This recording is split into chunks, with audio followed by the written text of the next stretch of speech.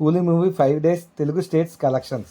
Nizam 15,48,00,000, Ceded 5,65,00,000, Uttarandhra 4,87,00,000, East Godavari 2,68,00,000, West Godavari 2,21,00,000, Guntur 2,68,00,000, Krishna 2,51,00,000, Nellore 1,36,00,000. AP Telangana total collections 57 కోట్ల gross వసూలు చేయగా 37,44,00,000 షేర్ వసూలు చేసింది. ఏపీ తెలంగాణలో ఈ మూవీ 81% రికవరీ అయ్యింది.